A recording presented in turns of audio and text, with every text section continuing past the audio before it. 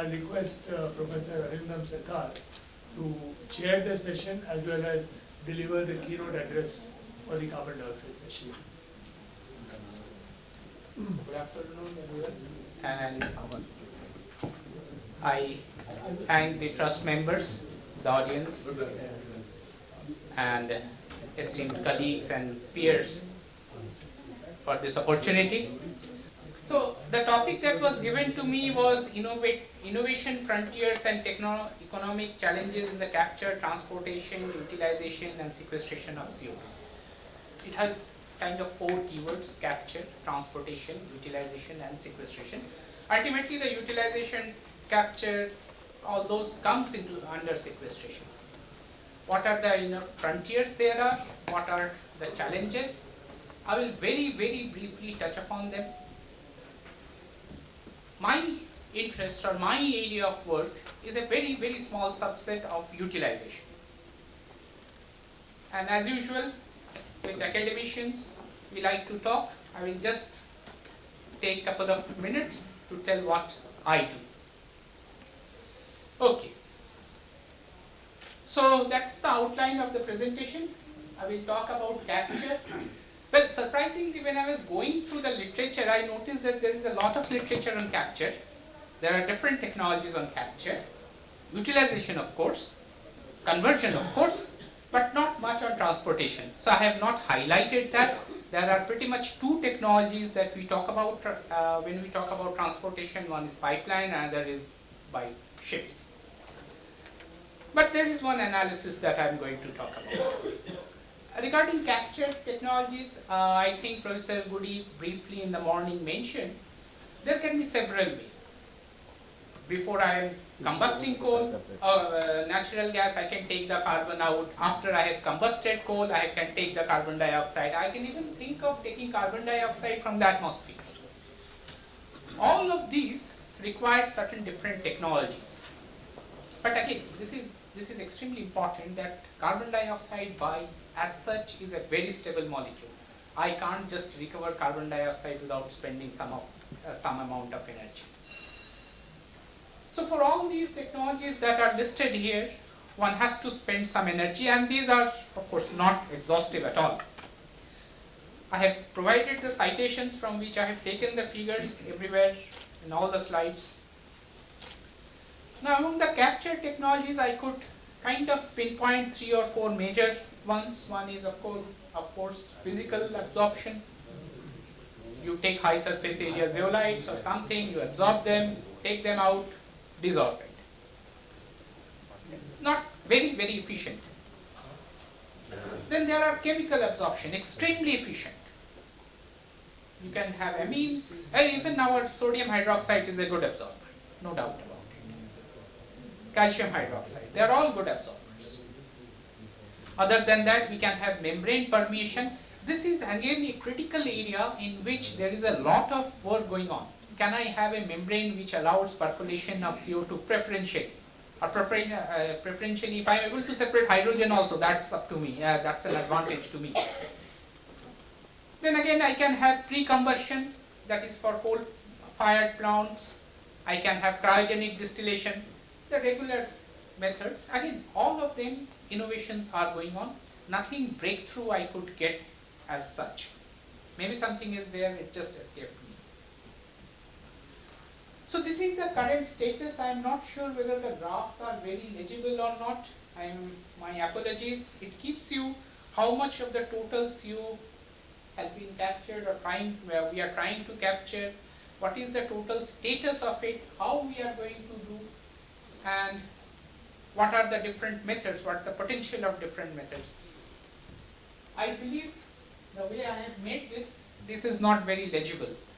So maybe I can pass these slides and they can be distributed, whoever is interested. I have no issues. The citations are there. Again, as I mentioned, I would not take much time, so I will quickly go into transportation and storage. And here, after a brief literature review, what I could find out that the method of transportation are fairly limited, only 2, ships and pipelines. But then people have calculated under different scenarios what is the total cost. And this is, I found interesting, what is the total cost in euros per ton of CO2, which has a scenario 2.1, which I have highlighted by an red ellipse. So, while we are worried about CO2 capture, maybe a bit of attention needs to be paid to transportation also, and such scenario mapping needs to be done. That's one takeaway that I could get. Now we come to utilization. Again, utilizing CO2 means I am using CO2 as molecule to convert it to something else. And as I mentioned, I need to spend some energy. And there are different energies that I can talk about. I can convert it to methanol, or urea, or CO, or methane. I can use light, I can use heat, I can use voltage even.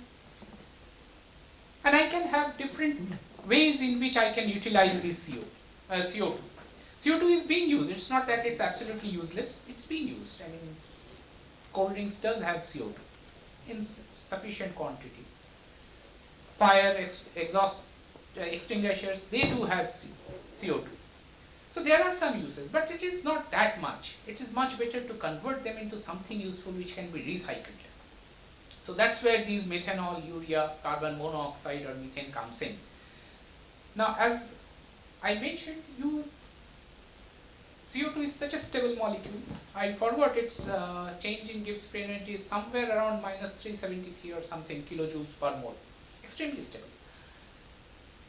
So I have to pay some penalty in terms of energy, whatever be the form.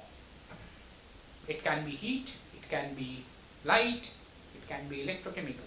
And this is something which I particularly am interested in. My interest stems from, it's fascinating.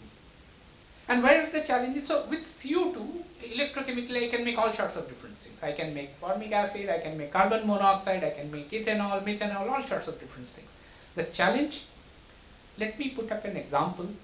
If I run 57 amperes approximately for an hour, I will probably sequester 44 grams of CO2. That's it. 57 amperes for an hour. That's the number I am talking about. And this number comes actually from something we are very interested in, or we deal with regularly, is Faraday constant. This is extremely high. That's charge to Coulomb, charge to mole conversion. Same with hydrogen. I mean, I can make hydrogen very cheaply, very cheaply. I mean, my son probably would be able to make it. The question comes, how much? That's where the problem lies. Same with CO2, how much? I was just discussing outside, we had, I mean, before COVID, we had a visitor who was interested in, he has a distillery in somewhere in Nagpur, and he was interested in sequestering the CO2, converting it to methanol and ethanol. And he was talking in some tons per day. And I am talking about 56 amperes for 44 grams of CO2. I have not even included the voltage. I am just talking about electrons. Voltage again presents a different picture, how fast I can do it. And that's where something called catalyst comes in picture. That's something that we play with, mostly because of fun. Presently, at least for electrochemical reduction, I do not see any major application.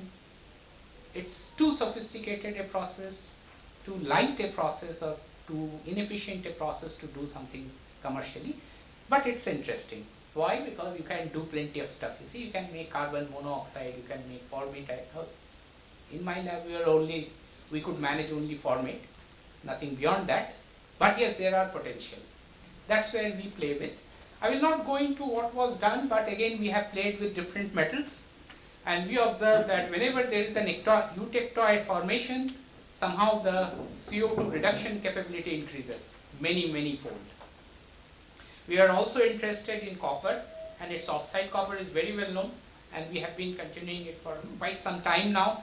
And there we could get some exotic things like acetic acid and butanol.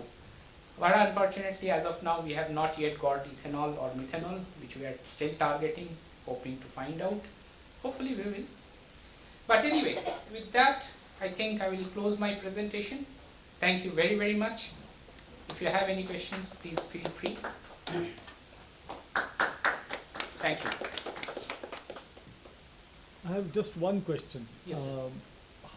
What kind of catalysts and how do they really play a role? Is it through an organometallic route? How do they play a role? There are plenty of different types. So there are organometallic catalysts also. What we play with is mostly heterogeneous catalysts that are limited to metal systems. Copper is very, very well known. Copper is have been studied very, very extensively. Still, there are many dark areas, many dark areas rather. We have chosen in here. Our target was actually to make high quantity of formate ions. So we have chosen combinations of metals which are known in the literature to make formates. So for formate it's easier for us to actually quantify also.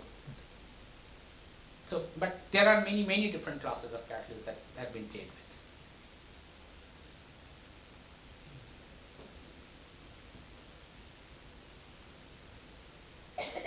Yes.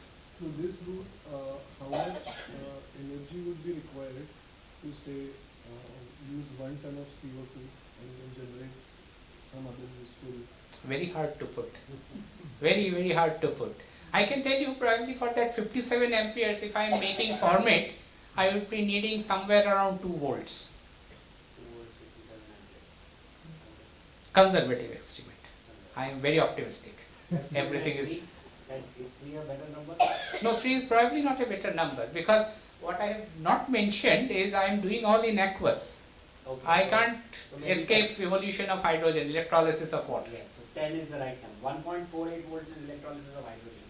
So 10 is No, that doesn't work that way. Okay. I could probably make, I will be able to make reduce CO2 at even 1.2 also. Okay. And even at 4, I would be possibly make reduce CO2 as well as H+, both of them. So about 150 watts is what you are using up. Typically, not efficient.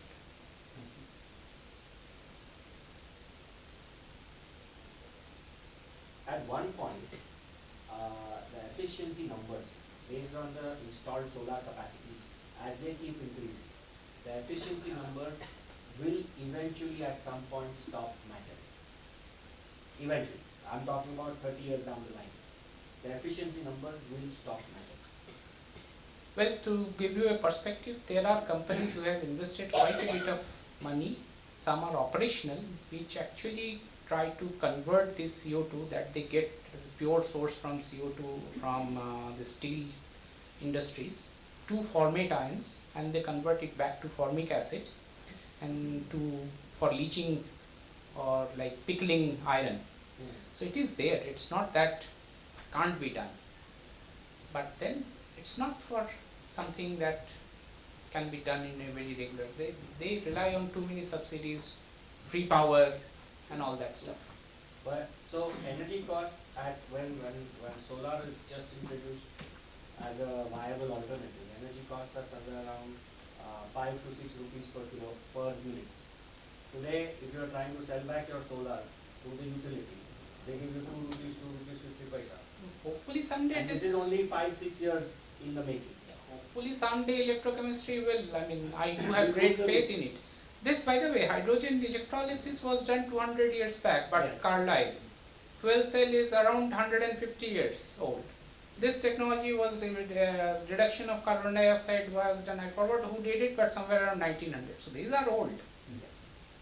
And there are also good reasons why it has not, you don't see it.